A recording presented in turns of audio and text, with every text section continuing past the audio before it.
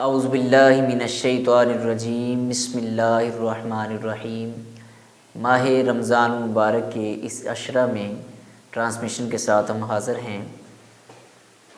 ناظرین کی طرف سے جو سوال ہمیں موصول ہوا ہے وہ یہ ہے کہ اللہ رب العزت رمضان المبارک میں امت محمدی صلی اللہ تعالیٰ علیہ وسلم کو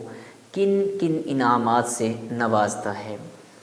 تو جی ناظرین، حضرت جابر بن عبداللہ رضی اللہ تعالیٰ عنہما روایت کرتے ہیں کہ آقا کریم صلی اللہ تعالیٰ علیہ وآلہ واصحابہ وسلم آپ نے فرمایا کہ میری امت کو ماہ رمضان المبارک میں 5 تحفے جو ہیں وہ ملتے ہیں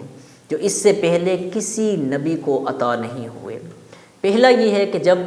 ماہ رمضان المبارک کی پہلی رات ہوتی ہے تو اللہ رب العزت ان کی طرف نظر التفات فرماتا ہے، یعنی توجہ فرماتا ہے، اور جس پر اللہ کی نظر پڑ جائے اس کو کبھی عذاب نہیں دے گا۔ دوسرا انعام یہ ہے کہ شام کے وقت ان کے منہ کی جو بو ہے وہ اللہ رب العزت کو کستوری کی خوشبو سے بھی زیادہ پسند ہے، زیادہ اچھی لگتی ہے۔ تیسرے نمبر پر فرشتے ہر دن اور ہر رات میں ان کے لیے بخشش کی دعا کرتے رہتے ہیں۔ چوتھے نمبر پر اللہ رب العزت اپنی جنت کو حکم دیتے ہیں کہ فرماتے ہیں کہ میرے بندوں کے لیے تیاری کرنے اور مزین ہونے میں مصروف ہو جاؤ، قریب ہے کہ وہ دنیا کی تھکاوٹ سے میرے گھر اور میرے دار رحمت میں پہنچ کر آرام حاصل کریں۔ اور 5ویں نمبر پر یہ انعام امت محمدی صلی اللہ تعالیٰ علیہ وسلم کو ملتا ہے کہ جب رمضان المبارک کی آخری رات ہوتی ہے تو ان سب کو اللہ رب العزت بخش دیتا ہے۔ تو ایک صحابی نے عرض کی، یا رسول اللہ صلی اللہ تعالیٰ علیہ وسلم، کیا یہ شب قدر کو ہوتا ہے؟ تو آپ صلی اللہ تعالیٰ علیہ وسلم نے فرمایا کہ نہیں، کیا تم جانتے نہیں ہو کہ جب مزدور کام سے فارغ ہوتا ہے تب انہیں مزدوری دی جاتی ہے، کہ آخری روزے کو اللہ رب العزت یہ انعام آخری مکمل فرماتا ہے۔ نیکسٹ کویسچن ہمارا ناظرین کی طرف سے کہ روزہ کی جزا کیا ہے، روزے کا بدلہ کیا ہے، اس کا ثواب کتنا کو ہے؟ حدیث شریف کی روشنی میں اس کا جواب میں عرض کرتا ہوں۔ ویسے تو اس کے بہت سے فائدے ہیں، بہت سی جزا ہے، بہت سے فضائل ہیں جو قرآن و حدیث میں ذکر ہیں، لیکن یہاں میں ایک حدیث شریف جو ہے وہ آپ کے سامنے ذکر کرتا ہوں۔ رسول کریم صلی اللہ تعالی علیہ وآلہ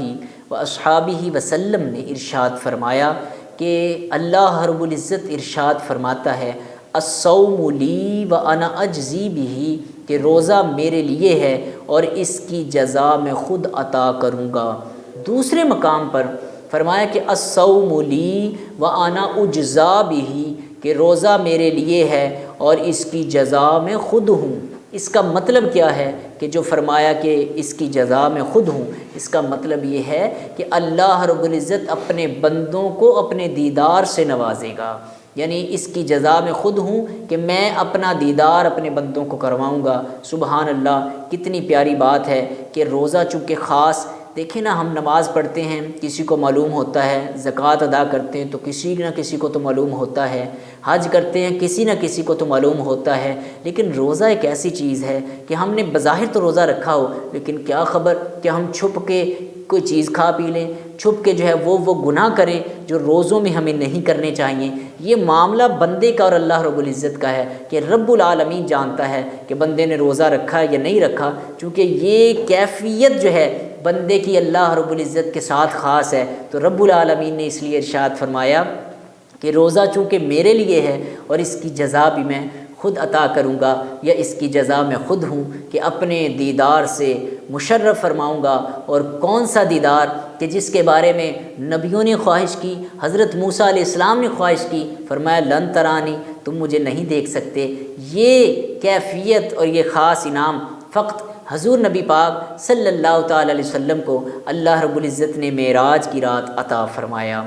جی نیکسٹ کویسچن ہمارا ناظرین کی طرف سے یہ ہے کہ رمضان المبارک جو ہے وہ امت محمدی صلی اللہ تعالی علیہ وسلم کے لیے کیا پیغام لے کر آتا ہے؟ رمضان المبارک امت مسلمہ کے لیے یہی پیغام لاتا ہے کہ ہم جہاں کہیں بھی ہوں ایک دوسرے کے لیے رحمت اور شفقت کا پیکر بن جائیں، دوسروں کی ضروریات کا ہمیں اس طرح سے احساس اور خیال ہو جس طرح اپنی ضرورتوں کو ہم محسوس کرتے ہیں۔ آپ نے سنا حضور علیہ الصلاۃ والتسلیم کی حدیث شریف ہے،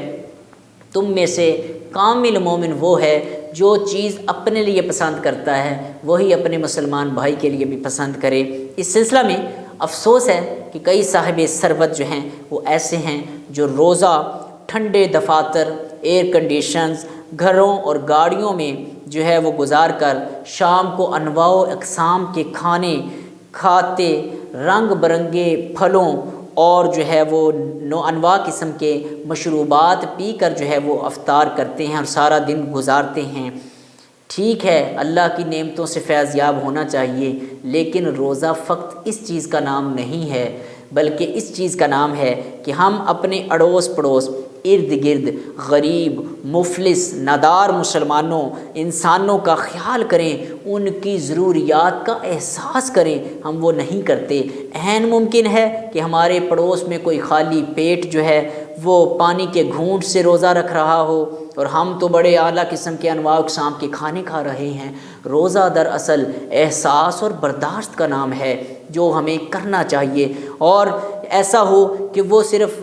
پانی کے گھونٹ کے ساتھ روزہ افطار کر رہے ہوں اور شام کو افطاری کے وقت کھانے کے لیے ان کے پاس ہاتھ پر ہاتھ رکھنے کے سوا کچھ نہ ہو، تو یہ چیز پھر اللہ رب العزت بھی دیکھ رہا ہوگا کہ میں نے اپنے بندوں کو کیا حکم ارشاد فرمایا اور یہ کیا کر رہے ہیں۔ لہٰذا رمضان المبارک میں اپنے نادار، مفلس، اڑوس پڑوس میں رہنے والے غریب، یتیم اور اس قسم کے جو لوگ ہیں ان کا خیال کرنا چاہیے۔ ان کے لباس، ان کے طعام اور ان کے رہنے سہنے کے معاملات جو ہیں ان کے بچوں کے حوالہ سے ان کے تن ڈھانپ سکیں اور ان کے لیے ہم جو ہے وہ کچھ نہ کچھ کر سکیں، کیونکہ کسی نے کیا خوب کہا ہیں، لوگ جہاں میں وہی اچھے جو آتے ہیں کام دوسروں کے، اپنے لیے تو ہر کوئی کرتا ہے۔ انسان کی یہ خاصیت ہے کہ دوسروں کا احساس کرتا ہے اور دوسروں کو برداشت کرتا ہے۔ اس کے ساتھ ساتھ ہمیں ماہ رمضان المبارک کی ریاکاری سے بچنا، ماہ رمضان المبارک میں ریاکاری، دکھاوا، تصنع، بناوٹ سے بچنا نہایت ہی ہمارے لیے لازمی ہے۔ دیکھنے میں یہ بات آئی ہے کہ ہم جو ہے جب کوئی چیز، جو اہل ثروت ہیں، مالدار لوگ ہیں، جب وہ کوئی چیز تقسیم کرتے ہیں تو سیلفی بناتے ہیں، اپنے اکاؤنٹ فیس بک، واٹس ایپ وغیرہ پر شیئر کرتے ہیں اور اس کی زیادہ سے زیادہ تشہیر کرتے ہیں، جبکہ یہ تو ریاکاری اور تصنع اور بناوٹ میں آ جاتا ہے۔ ہاں، ایک اگر نیت ہو کہ ہمارے اس عمل کرنے سے اوروں کو بھی ترغیب ملے تو وہ تو ٹھیک ہے، لیکن اس سے بھی بچنا بہتر ہے، کیونکہ رب العالمین نے ارشاد فرمایا قرآن حکیم میں، ان اکرمکم عند اللہ اتقاکم، کہ بے شک تم میں سے رب العالمین کے نزدیک وہ بندہ زیادہ مقرب اور محبوب اور پسندیدہ ہے جو تم میں سے زیادہ متقی ہے، پرہیزگار ہے، خوف خدا رکھنے والا ہے۔ تو اس سلسلہ میں ہمیں چاہیے کہ ہم دوسرے لوگوں کا خیال رکھیں اور اپنے آپ کی بھی اصلاح کرتے رہیں۔ نیکسٹ کویسچن ہمارا ناظرین کی طرف سے یہ ہے کہ رمضان المبارک میں قیام اللیل کی فضیلت کیا ہے؟ ماہ رمضان المبارک میں قیام اللیل کو بہت اہمیت اور فضیلت حاصل ہے۔ حضور نبی کریم صلی اللہ تعالیٰ علیہ وسلم کا معمول مبارک تھا کہ آپ صلی اللہ تعالیٰ علیہ وسلم رمضان المبارک کی راتوں میں تواتر کے ساتھ، ہمیشگی اور تسلسل کے ساتھ جو ہے کثرت سے نماز تسبیح اور تحلیل اور قرآن پاک کی قرأت جو ہے وہ آپ قرأت کیا کرتے تھے، اور جو ہے وہ تراویحوں کا اہتمام، یعنی آقا کریم علیہ الصلوۃ والسلام آپ اس حوالہ سے بڑا شوق اور ذوق کے ساتھ آپ اس کی راتوں کو گزارا کرتے تھے۔ حضور علیہ الصلوۃ والتسلیم آپ سے حضرت ابو ہریرہ رضی اللہ تعالیٰ عنہ آپ روایت کرتے ہیں کہ آقا کریم علیہ الصلوۃ والسلام جو ہے وہ صحابہ کو فرضیت کے بغیر قیام رمضان کی ترغیب دیتے تھے، یعنی آپ صلی اللہ علیہ وسلم فرماتے تھے کہ جس شخص نے ایمان اور احتساب، محاسبہ نفس کرنے کے ساتھ ساتھ رمضان کی راتوں کا قیام کیا، اللہ رب العزت اس کے پچھلے سارے گناہ صغیرہ معاف فرما دیتا ہے۔ ان احادیث کی روشنی میں رمضان المبارک کی راتوں کو قیام کرنے کی بڑی اہمیت ہے۔ ماہ رمضان المبارک میں نماز تراویح جو ہے وہ ادا کرنے کی بہت زیادہ اہمیت ہے۔ نماز تراویح کے سبب جو ہے وہ جتنا قیام اس مہینے میں کیا جاتا ہے وہ باقی 11 مہینوں میں نہیں کیا جاتا۔ بندہ رمضان المبارک کی راتوں کو زیادہ سے زیادہ اس کے حضور، اللہ رب العزت کے حضور عبادات، ذکر و فکر میں گزارتا ہے تو وہ خاص لذت اور چاشنی ملتی ہے کہ اللہ رب العزت کے قریب ہو جاتا ہے، اور بندے کو پھر احساس ہوتا ہے کہ اصل زندگی کا مقصد تو یہی ہے کہ اپنے دنیاوی اور زندگی کے معاملات کے ساتھ ساتھ مجھے رب العالمین کے حضور جھکنا چاہیے، اس کی بارگاہ میں حاضر ہونا چاہیے۔ نیکسٹ ہمارا کویسچن ناظرین کی طرف سے ہے کہ رمضان المبارک میں تلاوت قرآن حکیم کی کیا فضیلت ہے؟ تو جی ہاں، رمضان المبارک میں تلاوت قرآن پاک کے حوالہ سے بڑی ہمیں احادیث ملتی ہیں، اور اس حوالہ سے یہ ہے کہ اس کی فضیلت تو عام دنوں میں بھی بہت زیادہ ہے۔ فرمایا کہ حضرت عبداللہ بن مسعود رضی اللہ تعالیٰ عنہ سے روایت ہے کہ آقا کریم علیہ الصلاۃ والتسلیم نے ارشاد فرمایا کہ قرآن کریم کا ایک حرف پڑھنے سے 10 نیکیاں ملتی ہیں، اور میں یہ نہیں کہتا کہ الف لام میم ایک حرف ہے، بلکہ میں یہ کہوں گا کہ الف ایک حرف ہے، لام ایک حرف ہے اور میم ایک حرف ہے، یوں الف لام میم کہنے سے 30 نیکیاں ملتی ہیں۔ یہ اللہ رب العزت کی کس قدر عنایات ہیں کہ تلاوت قرآن حکیم کی کتنی زیادہ فضیلت ہے۔ حضرت نعمان بن بشیر رضی اللہ تعالیٰ عنہما آپ بیان کرتے ہیں کہ آقا کریم علیہ الصلاۃ والتسلیم نے ارشاد فرمایا کہ میری امت کی سب سے افضل عبادت قرآن پاک کی تلاوت ہے، اور یہ وہ عظیم مہینہ ہے کہ جس میں تلاوت کلام الہی کی بے پناہ فضیلت ہے۔ رمضان المبارک کے باعث یہ مہینہ جو ہے، اس مہینے میں چونکہ قرآن کریم کا نزول ہوا، اس میں خاص برکتیں اور رحمتیں ملتی ہیں۔ اس حوالہ سے حضرت عبداللہ بن عباس رضی اللہ تعالیٰ عنہما سے روایت ہے کہ حضرت جبریل امین جو ہے وہ رمضان کی ہر رات میں آپ صلی اللہ تعالیٰ علیہ وسلم سے ملاقات کرتے اور آپ صلی اللہ علیہ وسلم کے ساتھ قرآن پاک کا ورد کیا کرتے تھے۔ اس کی بڑی فضیلت ہے، اس کی بڑی جو ہے وہ، بلکہ اس حوالہ سے حضرت عبداللہ بن مسعود، حضرت عبداللہ بن عمر رضی اللہ تعالیٰ سے روایت ہے کہ آقا کریم علیہ السلام نے ارشاد فرمایا قیامت کے دن روزہ اور قرآن دونوں بندے کے لیے شفاعت کریں گے، اور روزہ کہے گا اے میرے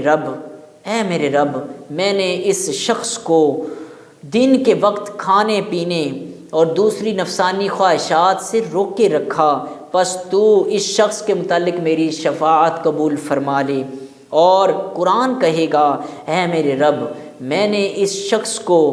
رات کے وقت جگائے رکھا، پس اس کے متعلق میری شفاعت قبول فرما لے۔ آپ صلی اللہ تعالیٰ علیہ وسلم نے ارشاد فرمایا کہ ان دونوں کی شفاعت رب العالمین قبول فرما لے گا۔ تو جس کی شفاعت روزہ اور قرآن کرے گا، آپ اندازہ کریں کہ اس کا کیا عالم ہوگا۔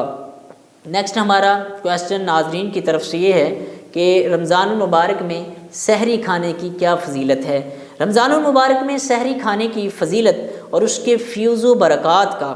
کثرت کے ساتھ ہمیں احادیث مبارکہ میں ملتا ہے کہ آقا کریم علیہ الصلاۃ والتسلیم ارشاد فرماتے ہیں، حضرت انس بن مالک رضی اللہ تعالیٰ عنہ روایت کرتے ہیں، احمد بن حنبل المسند کی حدیث شریف ہے کہ فرمایا سحری کھایا کرو کیونکہ اس میں برکت ہے۔ حضرت ابو سعید خدری رضی اللہ تعالیٰ عنہ سے روایت ہے کہ حضور نبی پاک صلی اللہ تعالیٰ علیہ وآلہ واصحابہ وسلم ارشاد فرمایا کہ سحری سراپا برکت ہے، اسے ترک نہ کیا کرو۔ حضرت ابو سعید خدری رضی اللہ تعالیٰ عنہ سے روایت ہے، آقا کریم علیہ الصلاۃ والتسلیم ارشاد فرماتے ہیں کہ اللہ تعالیٰ اور اس کے فرشتے سحری کرنے والوں پر اپنی رحمتیں نازل فرماتے ہیں۔ حضرت عمر بن عاص رضی اللہ تعالیٰ عنہ سے روایت ہے، آقا کریم علیہ الصلاۃ والتسلیم ارشاد فرماتے ہیں ہمارے اور اہل کتاب کے درمیان سحری کھانے کا ہی تو فرق ہے۔ اسی طرح دیگر احادیث میں بھی سحری کی بڑی فضیلت بیان ہوئی ہے۔ تو آپ صلی اللہ علیہ وسلم نے جو فرمایا کہ سحری کھانے میں برکت ہے، سحری کھایا کرو،